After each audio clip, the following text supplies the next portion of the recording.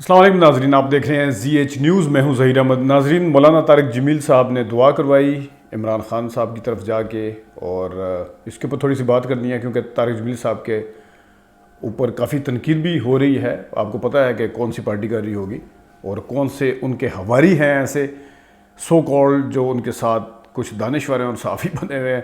اس کے اوپر بات کریں گے تھوڑی سی. پھر جو مدینہ منورہ میں واقعہ ہوا اس کے اوپر بھی تھوڑی سی بات کریں گے.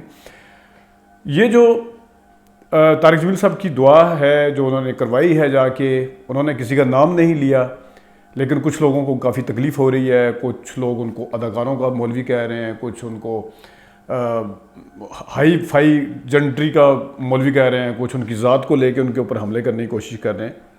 اور نون لیگ کے کچھ سیاستدان بھی بڑی انگلیاں اٹھا رہے ہیں ان کے اوپر. تو ان کے لیے ایک چیز میں بتا دوں کہ یہ وہی مولانا طارق جمیل صاحب ہیں جو نواز شریف صاحب کے گھر بھی جاتے تھے، ان کو دعوت اور تبلیغ بھی دیتے تھے. نہ صرف یہ بلکہ نواز شریف صاحب نے ان کو خطاب کرنے کے لیے اپنی پارلیمانی جو اس کی میٹنگ تھی اس میں بلایا تھا، یا شاید اسمبلی میں بلایا تھا.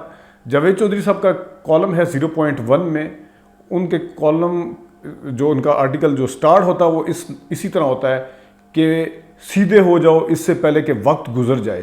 یہ پورا مولانا طارق جمیل صاحب نے وہاں پہ تقریر کی تھی اور یہی باتیں کی تھی مور اور لیس جو آج کر رہے ہیں.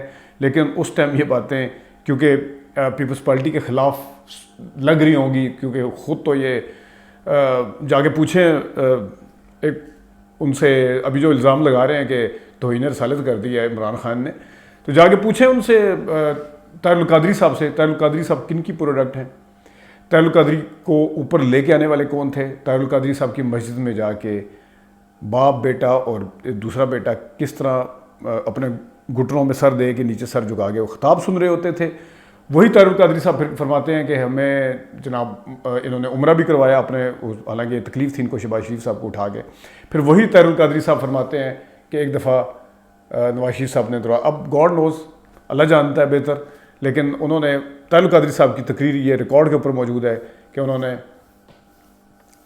نواز شریف صاحب نے کس طرح ان کو، چلے میں خیر مذہب کارڈ میں ادھر یوز نہیں کرنا چاہتا، لیکن انہوں نے کس طرح ان کو ایک کس سے ملانے کی کوشش کی تھی. طاہر القادری صاحب کہتے ہیں میں سن کے چونک گیا تھا، ڈر گیا تھا ایک دفعہ. پھر وہ انہوں نے کلیئر کیا کہ میں تو جھنگ میں پیدا ہوا ہوں، جن کے ساتھ آپ مجھے ملا رہے ہیں وہ تو مکہ میں پیدا ہوئے. خیر میں صرف یاد کروانا چاہ رہا ہوں، میرا قتل کوئی مقصد مذہب کارڈ استعمال کرنے کا نہیں ہے، لیکن میں جو ڈی این اے ہے ان کا وہ یاد کروانا چاہ رہا ہوں. اچھا، پھر ان کے اوپر یہی والی باتیں ابھی ہو رہی ہیں. اور اگر آپ مانتے ہیں کہ پاکستان مکمل طریقے سے آزاد ہے، غلام نہیں ہے، تو پھر ٹھیک ہے. اور پاکستان کے اندر انصاف جو ہیں عدالتیں ٹھیک طریقے سے کر رہی ہیں تو ٹھیک ہے. پھر اس کے اوپر اب کیا بات ہو سکتی ہے؟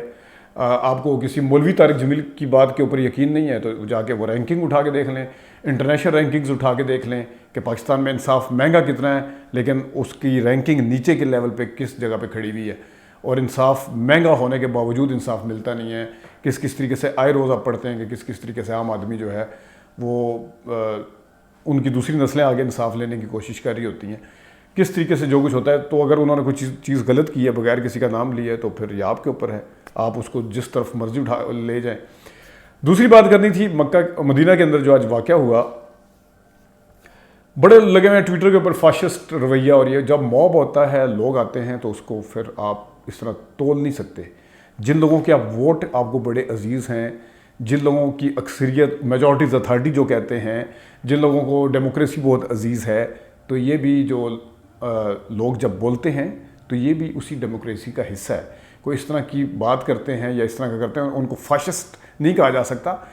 اور ابھی کچھ دن پہلے کی بات ہے کہ یہ میرٹ ہوٹل میں جس نے بڑی فلائکنگ ماری گئی اور ان کی طرف سے مصطفیٰ نواز کھوکھر صاحب کی طرف سے جب نور عالم خان کے اوپر کسی نے کوئی بات کی تھی، اس کو بڑا ڈیفینڈ کر رہے تھے. وہ کہتے ہیں میں تو 4 مکے اور ماروں گا. بعد میں عطا طارق صاحب نے تو یہاں تک کہہ دیا کہ یہی رویہ ہوگا، یہی رویہ. اپنی چیزیں آپ لوگوں کو نظر نہیں آتی. آپ جب مکے مارتے ہیں، تھپڑ مارتے ہیں کسی کو، کسی کی بات کے اوپر تھپڑ مارتے ہیں، جو ایک بات اگر وہاں پہ کسی نے کوئی نعرہ لگایا یا بات کی ہے تو وہ تو فریڈم آف ایکسپریشن، ہر جگہ فریڈم آف ایکسپریشن نظر آ جائے گا. ایسی ایسی جگہ پہ میں ادھر جانا نہیں چاہتا کہ آپ کو فریڈم آف ایکسپریشن نظر آئے گا. تو یہ بھی فریڈم ہے, یہ میجورٹیز اتھارٹی ہے. یہی ہے جو مریم نواز نے تو آج سے 2019 میں جس وقت وہ عمرہ کرنے یا گئے تھے عمران خان صاحب, کسی ایک نے کوئی نعرہ مار دیا تھا بہتان خان اور پتہ نہیں, انہوں نے تو ٹویٹ کر دی تھی, وہ تو پڑھی ہوئی ہے ٹویٹ ابھی تک کہ دیکھیں یہی ہوگا خانہ خدا میں ان کے ساتھ یہ ہو رہا ہے. اس ٹائم تو نہ توہین ہوئی تھی, نہ کسی کی, نہ مسجد کی توہین ہوئی تھی ان کی نظر میں. اس ٹائم تو سب کچھ ٹھیک تھا کیونکہ عمران خان کے اوپر یہ ساری چیزیں لگی تھی. ابھی تو یہ جو شور پڑ رہا ہے, تو جائیں پھر جا کے دیکھیں کہ آپ اپنے اپنے حلقوں میں چلے جائیں, جس جگہ جائیں گے یہ تو سامنے آئے گا, یہ ریئیکشن تو سامنے آئے گا. جو لوگ اپنے دکھے ہوئے ہیں ووٹ دے کے دیکھتے ہیں کہ وہ کن کو ووٹ چلا گیا یا وہ بندے کن کے ساتھ جا کے مل گئے ہیں, وہ فاشسٹ نہیں ہے, وہ رویے ٹھیک ہیں. اپنے آپ کو بیچ دینا وہ ٹھیک ہے.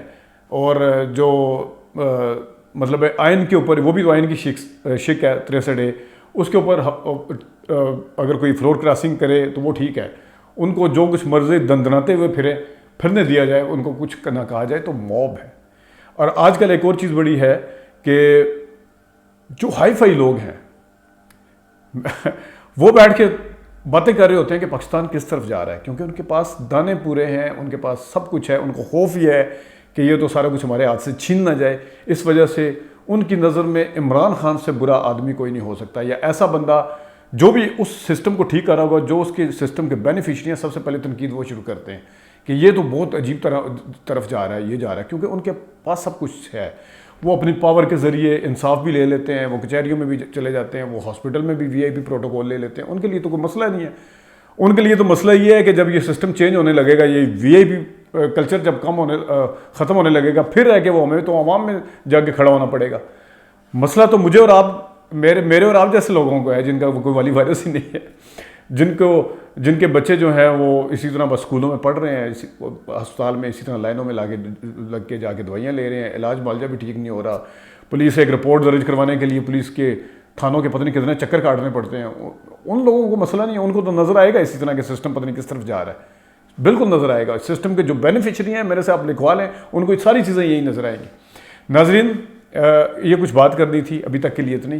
اپنا خیال رکھیے گا, اجازت دیجیے, اللہ حافظ.